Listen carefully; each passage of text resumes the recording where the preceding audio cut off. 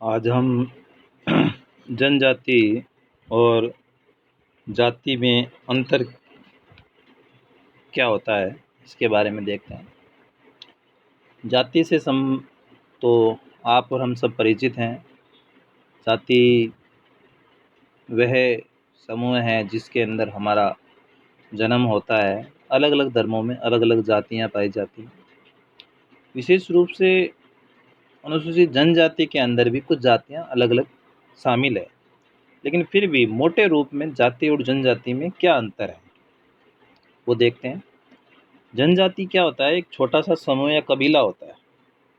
उनकी संख्या तुलनात्मक रूप से जाति की अपेक्षा काफ़ी कम होती है, जबकि जाति है वो बड़ी संख्या में पाई जाती है। उनके लोगों की संख्या करोड़ों की संख्या में हो सकती है। जाति विस्तृत समूह है जो अलग अलग जगह अलग अलग संख्या में हमें देखने को मिलती है। लेकिन जनजाति का एक निश्चित क्षेत्र है। जनजाति के लोग मुख्य रूप से उसी क्षेत्र में निवास करते हैं। वर्तमान समय में थोड़े बहुत संख्या में जो सरकारी नौकरी या फिर किसी अपने काम धंधे की वजह से दूसरी जगह जाके जनजाति के लोग रहने लगे हैं। ये एक छोटा सा उनका सूक्ष्म प्रतिशत है, वो अलग जगह देखने को वर्तमान में मिलने लगा है। एक जनजाति की सामान्य संस्कृति होती है, भाषा होती है, सामान्य जीवन होता है, जबकि जाति की कोई विशेष संस्कृति नहीं होती। जाति की अलग से कोई भाषा नहीं होती। जाति का अलग से कोई जीवन स्तर नहीं होता। एक जाति के लिए उसके परिवेश के अंदर जैसा संस्कृति है, जैसी जीवन स्तर है, जैसी उनकी भाषा है, वैसी ही पाई जाती है।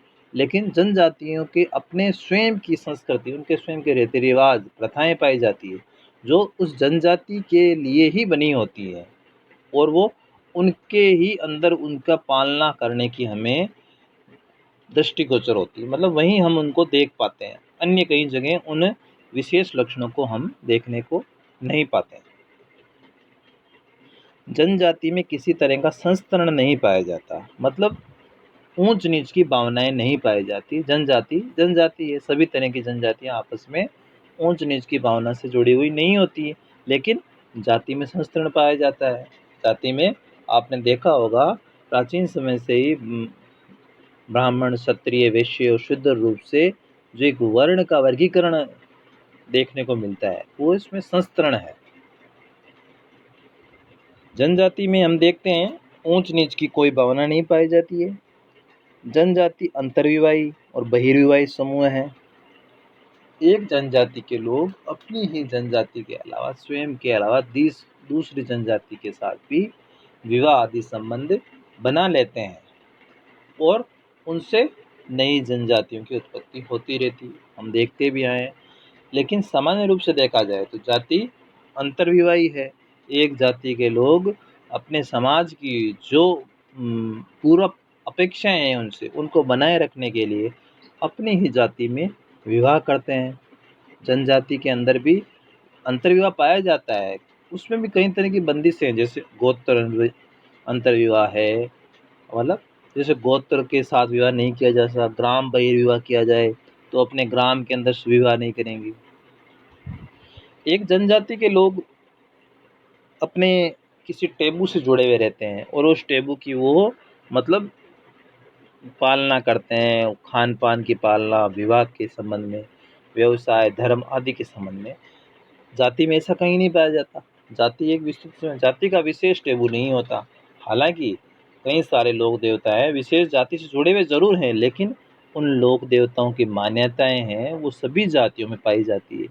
किसी विशेष जाति से जुड़े हुए लोक देवता नहीं हैं। तो हम देखते हैं कि जाति और जनजाति में अंतर है जो अब वर्तमान समय में काफ़ी ज़्यादा कम होने लगा है। कई सारे जाति के लक्षणों को जनजातियां अपना रही है और जनजातियों के कई सारे लक्षणों को छोटे मोटे रूप में ही सही या परिवर्तित रूप में ही सही जाति ने भी अपनाया भी है। जनजाति एक विशेष क्षेत्र में जो निवास करने का जो उनका विशेष लक्षण था, भौगोलिक लक्षण था, उसमें आज समाज के द्वारा प्रगति की जा रही है, विज्ञान की प्रगति हुई है, औद्योगिकरण हुआ है, विशेषीकरण कई सारी चीज़ों में हो देखने को मिलता है। उस कारण से जाति और जनजाति के लोग बहुत नज़दीक आने लगे हैं।